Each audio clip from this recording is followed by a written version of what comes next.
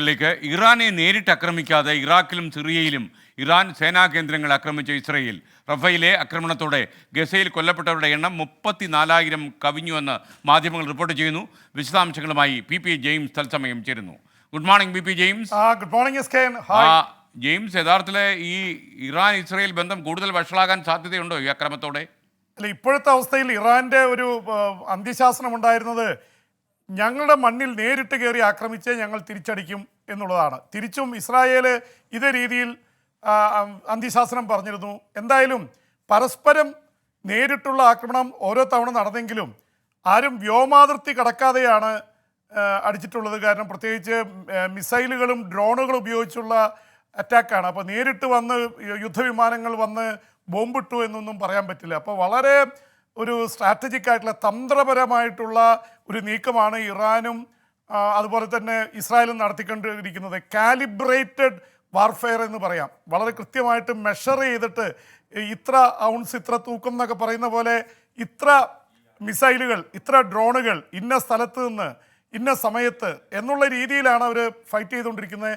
അതിനിടയിൽ ഇപ്പോൾ ഇറാൻ ഒരു കാര്യം പ്രഖ്യാപിച്ചു, ഇസ്രായേൽ നടത്തിയ ആക്രമണം അങ്ങനെ വലിയ രീതിയിലുള്ളതായിരുന്നില്ല എന്ന് മാത്രമല്ല നേരിട്ട് ഇറാൻ്റെ മണ്ണിലേക്ക് കടന്നിട്ടില്ല എന്നുള്ള കാര്യം പറഞ്ഞുകൊണ്ട് അവർ ഇനിയൊരു തുറന്ന യുദ്ധത്തിലേക്ക് ഇല്ല എന്ന് പറഞ്ഞിരുന്നു. ഇസ്രായേലും ഏതാണ്ട് ആ തരത്തിലാണ്. പക്ഷേ അതിൻ്റെ ഒരു ഡയറക്ഷൻ ദിശ മാറ്റിയിട്ട് സിറിയയിൽ അതുപോലെ തന്നെ ഇറാഖിൽ അടക്കമുള്ള രാജ്യങ്ങളിലാണ് ഇറാൻ്റെ റവല്യൂഷണറി ഗാർഡ്സ് ഫോക്കസ് ചെയ്തുകൊണ്ട് അവർ വളരെ രീതിയിലുള്ള ആക്രമണം നടത്തുന്നത്. പ്രത്യേകിച്ച് ലെബനനിലെ ഹെസ്ബുള്ളയ്ക്ക്, ഇസ്രായേലിനെതിരെ പോരാടുന്ന ഗസയിൽ ഹമാസിന്, അതുപോലെ തന്നെ ഹൂതികൾക്ക് യമനിൽ എല്ലാ സഹായം എത്തിച്ചു കൊടുക്കുന്നത് സിറിയയിൽ നിന്നും ഇറാഖിൽ നിന്നുമാണെന്ന് ഇസ്രായേൽ കരുതുന്നു. അതുകൊണ്ട് തന്നെ ഇറാനെതിരെയുള്ള ഇപ്പോഴത്തെ ഒരു ഫോക്കസ് സിറിയയിലും ഇറാഖിലുമുള്ള ഇറാൻ്റെ കേന്ദ്രങ്ങൾ തകർക്കുക എന്ന തരത്തിലേക്ക് മാറിയിരിക്കുന്നു. അതിൻ്റെ ഭാഗമായിട്ട് തന്നെയാണ് സിറിയയിലെ ഇറാൻ കോൺസുലേറ്റ് ആക്രമിച്ചത്. ഇറാൻ്റെ കേന്ദ്രങ്ങൾ ആക്രമിക്കുന്ന പോലെയല്ല, കോൺസുലേറ്റ് എന്ന് പറയുന്നത് സ്വാഭാവികമായിട്ട് ഇറാൻ്റെ മണ്ണിൽ ആക്രമിക്കുന്നത് പോലെ തന്നെയാണ്. 2 ജനറൽമാരെ കൊലപ്പെടുത്തിയത് ഏപ്രിൽ 1-ന്. അതിന് പകരമായിട്ടാണ് വൻതോതിലുള്ള അറ്റാക്ക് നടത്താൻ 300 ഡ്രോണുകളും മിസൈലുകളുമായിട്ട് ഇറാൻ ആക്രമിച്ചത്. എന്തായാലും അതിനൊരു ശമനം വന്നിരിക്കുന്നു. അപ്പോൾ തൽക്കാലം യുദ്ധം ഒഴിവായിട്ടുണ്ട്, പക്ഷേ ആശങ്ക ഒഴിഞ്ഞിട്ടില്ല. കാരണം ഏത് നിമിഷവും ഒരു സ്പാർക്ക് മതി. 1-ാം ലോക മഹായുദ്ധത്തിലും 2-ാം ലോക മഹായുദ്ധത്തിലൊക്കെ എസ്കേൻ അറിയാലോ, പേൾ ഹാർബറിലൊക്കെ നടന്ന ആക്രമണങ്ങൾ ഒട്ടും പ്രതീക്ഷിക്കാത്തതായിരുന്നു. ജപ്പാൻ കയറി അമേരിക്കയെ ആക്രമിക്കുന്നു, അമേരിക്ക 2-ാം ലോക മഹായുദ്ധത്തിന് ഇറങ്ങുന്നു. ആ തരത്തിൽ എന്തെങ്കിലും ഉണ്ടായില്ലെങ്കിൽ ഇറാൻ ഇസ്രായേൽ യുദ്ധം കൂടുതൽ ശക്തമാവില്ല. എന്നാൽ എസ്കേൻ ഒരു വലിയ ഉണ്ടായിട്ടുള്ളത് ഗസയിൽ ഇപ്പോഴും ആക്രമണം നടന്നുകൊണ്ടിരിക്കുകയാണ്. റഫ ആക്രമിക്കരുതെന്ന് അമേരിക്ക അടക്കം പറഞ്ഞിട്ടുണ്ട്. പക്ഷേ റഫയിൽ 10 ലക്ഷം അഭയാർത്ഥികളുള്ള പ്രദേശത്തിൻ്റെ ഒരു ഭാഗത്ത് കയറി ഇസ്രായേൽ ആക്രമിച്ചു. 15ഓളം പേർ കൊല്ലപ്പെട്ടിട്ടുണ്ട്. ഏതായാലും മരണസംഖ്യ 34,000 കവിഞ്ഞിരിക്കുന്നു എന്ന വാർത്ത കൂടി വരുന്നു. ഒപ്പം ഇറാനിയൻ ആൾക്കാർ, അവരുടെ പട്ടാളക്കാർ തട്ടിക്കൊണ്ടുപോയ കപ്പൽ, ഇസ്രായേൽ ബന്ധമുള്ള കപ്പലിലെ 25 ജീവനക്കാരെ മോചിപ്പിച്ചു എന്ന വാർത്ത കൂടി ഇതോടൊപ്പം വരുന്നുണ്ട്. ജെയിംസ്, മറ്റൊരു കാര്യം, നമ്മൾ യുക്രൈൻ റഷ്യ യുദ്ധം മുറുകുന്നു എന്ന വാർത്ത വരുമ്പോൾ അമേരിക്ക വൻ സൈനിക സഹായം യുക്രൈന് നൽകുന്നു എന്ന രീതിയിലും വാർത്ത വരുന്നുണ്ട്. റഷ്യ പ്രതിഷേധിച്ചിട്ടുണ്ട്, പക്ഷേ അമേരിക്ക തീരുമാനമായി മുന്നോട്ട് പോകുന്നു. വ്ളാഡിമിർ സെലൻസ്കിയൊക്കെ വളരെ ഹാപ്പിയാണ് അദ്ദേഹം, കാര്യം അമേരിക്ക ഇത്രയും സഹായിക്കുന്നു എന്ന കാര്യത്തിൽ. എന്താണ് യുദ്ധമുഖത്തു നിന്നുള്ള പുതിയ വാർത്തകൾ? എസ്കേൻ, ഇത് നമ്മൾ കഴിഞ്ഞ എത്രയോ മാസമായിട്ട് ചർച്ച ചെയ്തുകൊണ്ടിരിക്കുകയാണ്. പ്രത്യേകിച്ച് അമേരിക്ക കൊടുക്കാം എന്ന് പറയുന്നു. ജോ ബൈഡന് താല്പര്യമുണ്ട്, പക്ഷേ റിപ്പബ്ലിക്കൻ പാർട്ടി നേതൃത്വം നൽകുന്ന US ഹൗസ് ഓഫ് റെപ്രസെൻറ്റേറ്റീവ്സ് ജനപ്രതിനിധി സഭ അത് പാസ്സാക്കുന്നില്ല. പക്ഷേ ഇപ്പോഴത്തെ സ്പീക്കർ റിപ്പബ്ലിക്കൻ ആയിരുന്നെങ്കിലും മൈക്ക് ജോൺസൺ, അദ്ദേഹം വളരെ ശക്തമായിട്ടൊരു പൊളിറ്റിക്കൽ തീരുമാനമെടുത്ത് ഇത് സഭയിൽ പാസ്സാക്കിയിരിക്കുന്നു. $60 ബില്യൺ ആണ്, എന്നുവെച്ചാൽ $6,000 കോടി ഇൻറ്റു 84.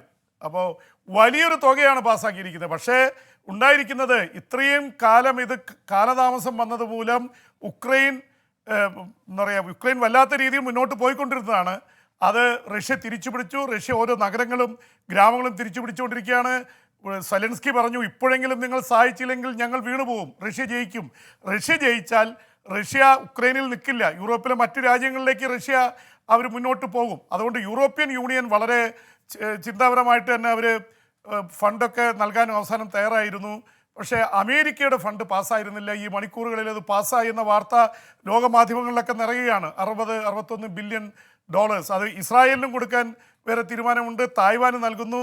അപ്പോൾ ഇതിൻ്റെ പേരിൽ ഒരുപക്ഷേ അമേരിക്കൻ കോൺഗ്രസിൻ്റെ സ്പീക്കർ മൈക്ക് ജോൺസന് സ്പീക്കർ സ്ഥാനം വരെ പോകാൻ സാധ്യതയുണ്ട്. കാരണം ട്രംപിനെ അനുകൂലിക്കുന്ന റിപ്പബ്ലിക്കൻ പാർട്ടിയിലെ തീവ്രവാദികളൊക്കെ പറഞ്ഞത് ചെയ്യരുതെന്നാണ്. കാരണം ജോ ബൈഡൻ ഈ വർഷം തോൽക്കണമെങ്കിൽ ഉക്രൈന് സഹായം കിട്ടാൻ പാടില്ല, ഉക്രൈൻ തോൽക്കണം. ഉക്രൈൻ തോറ്റാൽ അത് അമേരിക്കൻ പ്രസിഡന്റ് ജോ ബൈഡൻ്റെ തോൽവിയാവും, അങ്ങനെ അദ്ദേഹത്തെ ഇലക്ഷൻ തോൽപ്പിക്കാമെന്നുള്ള ഒരു നെഗറ്റിവിറ്റി ആയിരുന്നു. പക്ഷെ അതിന് ബദലായിട്ട് ഇപ്പോൾ അവരുടെ പാർട്ടിയിൽ നിന്ന് തന്നെ, റിപ്പബ്ലിക്കൻ പാർട്ടിയിൽ നിന്ന് തന്നെ അത് പാസ്സാക്കിയിരിക്കുന്നു. ഇനി സെനറ്റിൻ്റെ നോട് കൂടി കിട്ടിക്കഴിഞ്ഞാൽ ഇപ്പോൾ തന്നെ പൈസ അയക്കാൻ തുടങ്ങുന്നു എന്നാണ് അറിയുന്നത്. പൈസ മാത്രമല്ല, വൻതോതിലുള്ള സൈനിക സഹായമുണ്ട്, ലോങ് റേഞ്ച് മിസൈലുകളുണ്ട്. ഉക്രൈൻ യുദ്ധം തിരിയാനുള്ള സാധ്യതയുണ്ട്. റഷ്യ അതിന് ശക്തമായിട്ടുള്ള പ്രതിഷേധവും രേഖപ്പെടുത്തിയിട്ടുണ്ട്. അവർ പറയുന്നത് കളിയാക്കിക്കൊണ്ടാണ് അമേരിക്ക വലിയ കാശുകാരാവും ഇതുവഴി, ഉക്രൈൻകാർ കൂടുതൽ മരിച്ചുകൊണ്ടിരിക്കും, യുദ്ധം കൂടുതൽ ശക്തമാവും എന്നുള്ളത് ശരിയാണ് എന്നുള്ള രീതിയിൽ പറഞ്ഞിട്ടുണ്ട്. എന്തായാലും യുദ്ധം കൂടുതൽ മുറുകാനാണ് സാധ്യത. ജെയിംസ്, മാലദ്വീപിൽ ഇന്ന് പാർലമെന്റ് തെരഞ്ഞെടുപ്പ് നടക്കുകയാണല്ലോ. അവിടെ യഥാർത്ഥത്തിൽ അവിടുത്തെ പ്രസിഡന്റ് മുഹമ്മദ് മൊയ്സു, അയാൾ ചൈനീസ് പക്ഷപാതിയാണ്. അയാൾക്ക് നിർണായക ദിവസമാണ്. അവിടെ ഇന്ത്യയെ സപ്പോർട്ട് ചെയ്യുന്ന ഒരുപാട് ആളുകൾ, പ്രത്യേകിച്ച് പ്രതിപക്ഷമൊക്കെ ഇന്ത്യയുടെ കൂടെ തന്നെ നിൽക്കുകയാണ്. അപ്പോൾ എന്താണ് അവിടുത്തെ സ്ഥിതി ഇപ്പോൾ? ഈ കഴിഞ്ഞ സെപ്റ്റംബറിലാണ് പുതിയ പ്രസിഡന്റായിട്ട് മുഹമ്മദ് മൊയ്സു തിരഞ്ഞെടുക്കപ്പെട്ടത്. അദ്ദേഹം ചൈനീസ് പക്ഷപാതിയാണ്, അറിയപ്പെടുന്ന ചൈനീസ് പക്ഷപാതിയാണെന്ന് മാത്രമല്ല, അദ്ദേഹം അധികാരത്തിലെത്തിയ ശേഷം ഇന്ത്യക്കെതിരെ ഓരോ നിലപാടുകളും ഇന്ത്യക്കെതിരെയാണ്. ഇന്ത്യ ആദ്യം സന്ദർശിച്ചുകൊണ്ടിരുന്ന പ്രസിഡന്റാണ് മാലദ്വീപ് പ്രസിഡന്റ് അധികാരമേറ്റാൽ. പക്ഷേ അദ്ദേഹം ചൈനയിലേക്കാണ് പോയത്, ഷി ജിൻപിങ്ങിനെയാണ് കണ്ടത്.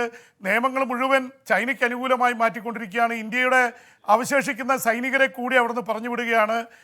ചൈനയുടെ സപ്പോർട്ടോട് കൂടിയിട്ട് അവിടെ സമുദ്ര പര്യവേഷണം നടത്താൻ പോകുന്നു, സൈന്യം വരുന്നു, എല്ലാം നമ്മുടെ മുറ്റത്ത് ചൈന വന്ന് കയറുന്നു എന്നുള്ള റിപ്പോർട്ടാണ് നമ്മളെ വല്ലാതെ ഇത് ചെയ്തത്. അതിൻ്റെ പേരിൽ ഇന്ത്യൻ ടൂറിസം കുറച്ചു, വലിയ രീതിയിലുള്ള വിവാദമുണ്ടായി. മാലദ്വീപിലെ 3 മന്ത്രിമാരെ പുറത്താക്കേണ്ടി വന്നു. ഇപ്പോൾ അവിടെ ഇന്ന് പാർലമെൻറ്റ് തെരഞ്ഞെടുപ്പ് നടക്കുകയാണ്. പാർലമെൻറ്റിൽ ഇപ്പോൾ ഭൂരിപക്ഷമുള്ളത് പ്രതിപക്ഷത്തിനാണ്. അത് കൂടുന്നോ അതോ മൊയ്സു തിരിച്ചു പിടിക്കുമോ എന്നുള്ളതാണ്. ഇന്ത്യൻ പക്ഷപാതികളാണ് അവിടുത്തെ ഡെമോക്രാറ്റിക് പാർട്ടി, മാലദ്വീപിയൻ ഡെമോക്രാറ്റിക് പാർട്ടി. അവർ തിരിച്ചു പിടിച്ചാൽ മൊയ്സുവിനെ സംബന്ധിച്ചിടത്തോളം അത് കടുത്ത തിരിച്ചടിയാവും. ഇന്ത്യക്കെതിരായിട്ട് നിലപാടെടുത്തതിനെതിരെയുള്ള വിധിയാവും. അതുകൊണ്ട് ഇന്ത്യയും ചൈനയും ഒരുപോലെ നോക്കിയിരിക്കുകയാണ് റിസൾട്ട്. കാര്യം ഒരു ചെറിയ ദ്വീപാണ്, 1192 ചെറിയ ദ്വീപ സമൂഹങ്ങളാണ്, 800 കിലോമീറ്ററിൽ പടർന്നു കിടക്കുന്നു. പക്ഷെ വളരെ സ്ട്രാറ്റജിക്കാണ്. നമുക്കറിയുന്ന പോലെ ഇന്ത്യൻ മഹാസമുദ്രത്തിലെ ഏറ്റവും സ്ട്രാറ്റജിക് ആയിട്ടുള്ള ദ്വീപാണ്.